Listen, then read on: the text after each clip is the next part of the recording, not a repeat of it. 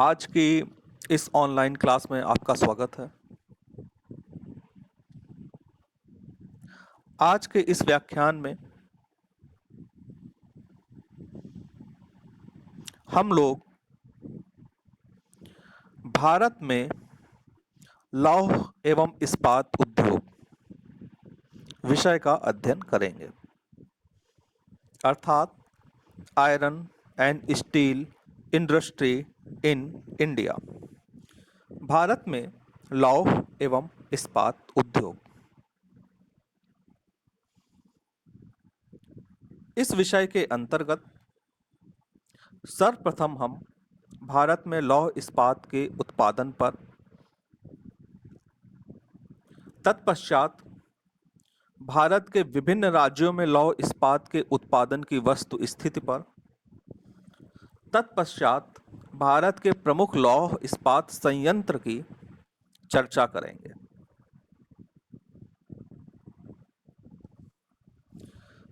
हम अपने पहले बिंदु पर आते हैं। हमारा पहला बिंदु है आज के अध्ययन का भारत में लौह इस्पात का उत्पादन। वर्ष 2010 से 2019 तक के आंकड़ों को संग्रहित किया गया है, जो भारत के लौह इस्पात के उत्पादन को दर्शाते हैं। जो उत्पादन है वो मिलियन टन में है। किस वर्ष में कितना उत्पादन रहा है यह मैं आप लोगों के समक्ष बोलने जा रहा हूं। एक बात ध्यान रखने की है कि वर्ष 2010 से 2019 तक लगातार हमारा जो प्रोडक्शन है लौह इस्पात का वो बढ़ता गया है 2010 से 2019 तक। तो जो हमारा वर्ष 2010 था, वर्ष 2010 में हमारा जो उत्पादन हुआ है वह उत्पादन 2011 में उससे ज़्यादा हुआ है, फिर 12 में उससे ज़्यादा हुआ है। तो हमारा वर्ष 2010 का जो उत्पादन था वो था 68.3 मिलियन टन। वर्ष 2011 में 72.2 मिलियन टन, 2012 में 77.3 मिलियन टन, 2013 में 81.2 मिलियन टन, 2014 में 87.3 मिलियन टन, 2015 में 89.6 मिलियन टन, 2016 में 95.5 मिलियन टन, 2017 में 101.5 मिलियन टन, 2018 में 109.3 मिलियन टन, 2019 में 111.2 मिलियन टन। इस तरह से आप देखिए 68.3 मिलियन टन से 111.2 मिलियन टन तक। 2010 में जो हमारा स्तर था वो 68.3 मिलियन टन था और वर्ष 2019 में जो हमने उत्पादन किया है वो 111.2 मिलियन टन का उत्पादन किया है। इस तरह से प्रत्येक वर्ष आप लोगों ने देखा 2010 से लेकर 2019 तक हमारा जो उत्पादन मिलियन टन में था वो बढ़ता गया है। अब इसके बाद में अगर हम स्टेट वाइज देखें, कहाँ पे कितने हजार टन, ये जो मैं बात करूंगा ये हजार टन में करूंगा, कहाँ पे कितने हजार टन लौह इस्पात का उत्पादन हुआ है। अगर इस बात पे गौर करें तो उड़ीसा नंबर 1 पर नजर आता है। उड़ीसा में 18,537 हजार टन का उत्पादन हुआ।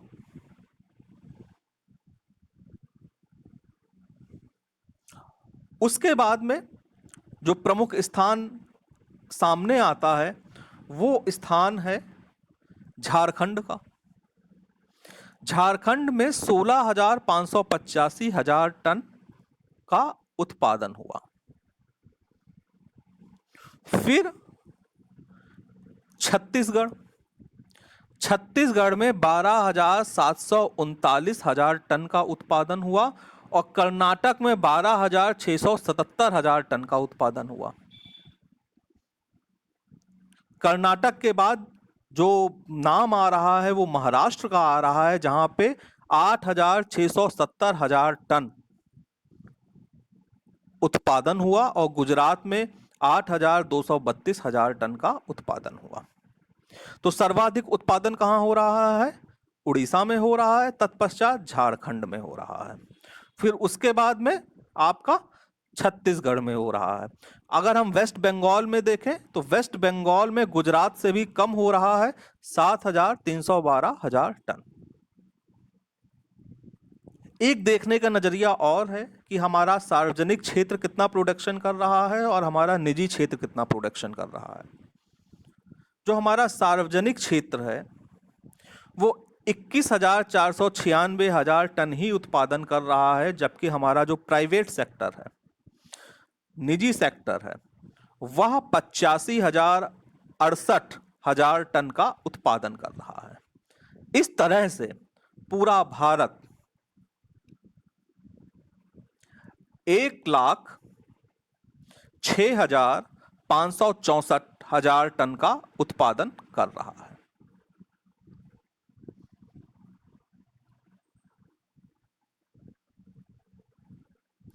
1,06,564,000 टन। तो ये है विभिन्न राज्यों में लौह इस्पात का उत्पादन, भारत का उत्पादन, और आप ये कह सकते हैं निजी क्षेत्र और सार्वजनिक क्षेत्र का उत्पादन। भारत में कुछ प्रमुख लौह इस्पात के संयंत्र हैं, आप लोग जानते होंगे, आप लोगों ने इससे पहले भी पढ़ा होगा। कुछ निजी क्षेत्र के भी खुल गए हैं, कुछ सार्वजनिक क्षेत्र के हैं, कुछ की चर्चा मैं यहां पे करूंगा। उसमें से प्रमुख टाटा स्टील का आप लोगों ने नाम सुना होगा, टाटा स्टील लिमिटेड, जमशेदपुर, झारखंड। टाटा की अगर हम स्थिति को देखें तो यहाँ पे जो लौह अयस्क की प्राप्ति हो रही है टाटा स्टील जमशेदपुर झारखंड में, वो लौह अयस्क मिल रहा है नोआ मंडी और बादाम पहाड़ से, और जो ईंधन मिल रहा है वो जोड़ा खान यानी कि जोड़ा की खानों जैसे उड़ीसा, झरिया, पश्चिमी बोकारो से ईंधन मिल रहा है, ईंधन कोयले के रूप में। जल मिल रहा है स्वर्ण रेखा और खारकोई नदी से, और परिवहन के लिए मुंबई और कलकत्ता वाला रेल मार्ग के साथ साथ 240 किलोमीटर दूर कलकत्ता का पत्तन भी है या कोलकाता का बंदरगाह भी है। टाटा के बाद में जो प्रमुख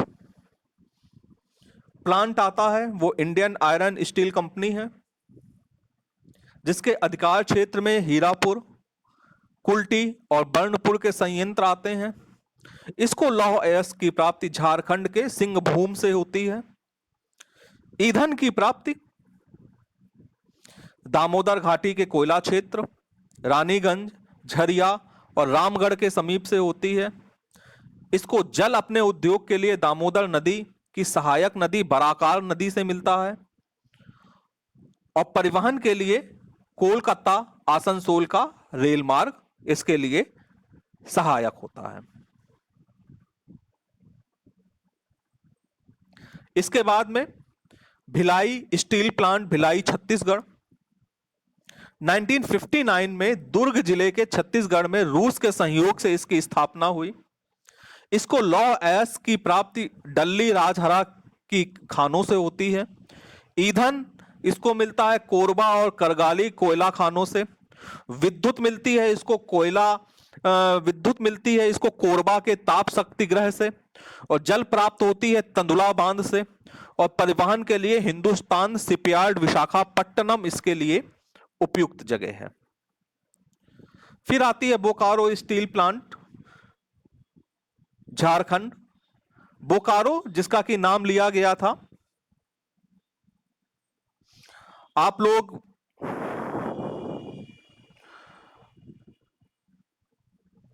बोकारो का उल्लेख जब हम लोग परिवहन लागत न्यूनीकरण सिद्धांत को एक्सप्लेन कर रहे थे उस समय किया गया था। तो ये जो इसकी स्थापना हुई है, इसकी स्थापना में इस सिद्धांत को ध्यान में रखा गया है। 1964 में रूस के सहयोग से इसकी स्थापना हुई। इसको लौह अयस्क की प्राप्ति हुई सिंहभूम से। ईंधन की प्राप्ति हुई कोयला बोकारो से, ठीक। और विद्युत प्राप्त हुआ दामोदर घाटी कारपोरेशन से। जल मिला इसको दामोदर नदी से। परिवहन के लिए कोलकाता बंदरगाह पर यह भी आश्रित है। इसके बाद दुर्गापुर स्टील प्लांट, दुर्गापुर पश्चिमी बंगाल, ये 1962 में पश्चिमी बंगाल में यूनाइटेड किंगडम के सहयोग से स्थापित हुई। इसको लौह अयस्क की प्राप्ति होती है नोआ मंडी से। ईंधन यानी कि कोयला और विद्युत के रूप में, तो कोयला मिलता है इसको रानीगंज और झरिया से। विद्युत मिलती है दामोदर घाटी कारपोरेशन से। इसको जल मिलता है दामोदर घाटी से। और परिवहन के लिए कोलकाता दिल्ली का रेल मार्ग तथा कलकत्ता का पत्तन इसके लिए एक सुविधाजनक स्थिति उत्पन्न करता है। राउरकेला स्टील प्लांट, राउरकेला उड़ीसा, ये 1959 में इस्टेब्लिश हुआ है सुंदरगढ़ जिले में, उड़ीसा के। जर्मनी के सहयोग से इसकी स्थापना हुई है। इसको लौह अयस्क की प्राप्ति होती है सुंदरगढ़ और केंदुझर से। ईंधन कोयले के रूप में जो प्राप्त होता है वो झरिया और झारखंड से होता है। और जो विद्युत प्राप्त होती है वो हीराकुंड परियोजना से होती है। जो जल प्राप्त होता है वो कोइल और शंख नदियों से होता है। राउरकेला के बाद Visvesvaraya iron and steel company limited, Bhadravati Karnataka. इसको शुरुआत में मैसूर लोहा और इस्पात वर्क्स के नाम से भी जानते थे। इसको जो लोहे की प्राप्ति होती है वो बाबा बुदन की पहाड़ियों और केमान गुंडी के क्षेत्रों से होती है। और जो ईंधन की प्राप्ति होती है वो ईंधन की प्राप्ति, देखिए कोई पास में कोयला क्षेत्र नहीं है, इसलिए 1951 तक पास के जंगलों से प्राप्त लकड़ी को जलाकर बनाए गए चारकोल को ईंधन के रूप में प्रयुक्त करते थे। बाद में जोग प्रपात से इसने जल विद्युत प्राप्त करना प्रारंभ किया। और जल की प्राप्ति इसको होती है भद्रावती नदी से। ये कुछ प्रमुख स्टील प्लांट्स के डिटेल्स थे जिनका विवरण प्रायः इस बात को ध्यान में रख के किया गया कि उनको रॉ मटेरियल्स कहां से मिलता है, जो उनमें रॉ मटेरियल लगता है, और रॉ मटेरियल के साथ साथ उनको ईंधन कहां से लगती है। इसके अलावा कुछ अन्य तथ्य आपको जानने चाहिए। अन्य तथ्य का मतलब यह है कि दक्षिण भारत में तमिलनाडु में सेलम नाम का एक स्थान है, यहां पे भी एक प्लांट शुरू किया गया है। और विशाखापट्टनम में 1992 में विजाग नाम का इस्पात संयंत्र शुरू किया गया है। वो पत्तन आधारित संयंत्र है, यानी कि पूरा ट्रांसपोर्ट किया जाता है। उसकी लोकेशन जो बनाई गई है वो पत्तन बंदरगाह को देखते हुए बनाई गई है। और स्वदेशी तकनीक पर विजयनगर इस्पात संयंत्र का हॉसपैट कर्नाटक में विकसित किया गया है, जो आसपास के क्षेत्रों से लौह अयस्क को प्राप्त करता है। इस प्रकार से आपने देखा कि भारत के लौह इस्पात उद्योग के अंतर्गत किस प्रकार से भारत ने क्रमबद्ध रूप से इस क्षेत्र में प्रगति करना प्रारंभ किया है, किस तरीके से प्राइवेट सेक्टर उभर रहा है, और किस तरीके से जो शुरुआत की इंडस्ट्रीज हैं उन्होंने अन्य देशों के सहयोग से उद्योगों की स्थापना करी। और उसके लिए जो हमें ईंधन कहां से प्राप्त हुआ, लोहा कहां से प्राप्त हुआ, परिवहन का कौन सा नेटवर्क हमारे लिए हेल्पफुल हुआ, और जल कहां से प्राप्त हुआ, इन सारे फैक्टर्स ने उद्योगों की स्थापना में क्या महत्वपूर्ण भूमिका निभाई। इसी के साथ में जो भारत के संदर्भ में लौह एवं इस्पात उद्योग का विवेचन यहीं पे समाप्त होता है। अगर आपके जहन में कोई डाउट हो, कोई प्रश्न हो, तो आप मुझसे पूछ सकते हैं।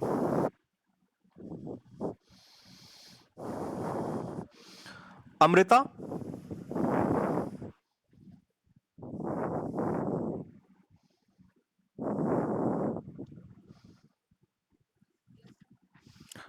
कुछ आपको, ठीक। दयानंद प्रसाद,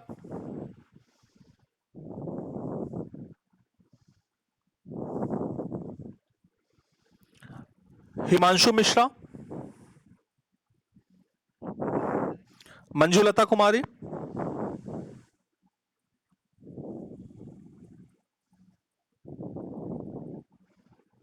मीना कुमारी,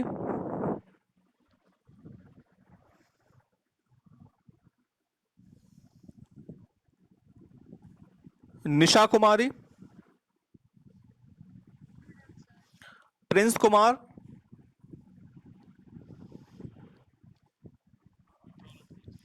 प्रियांशु कुमारी,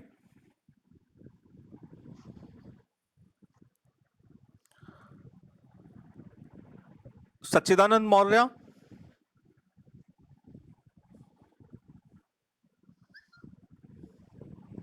ट्विंकल कुमारी। ठीक, आज के इस व्याख्यान को हम यहीं पे समाप्त करते हैं। अगले दिन हम लोग पुनः किसी नवीन विषय के साथ में आपके सम्मुख उपस्थित होंगे। तब तक के लिए धन्यवाद।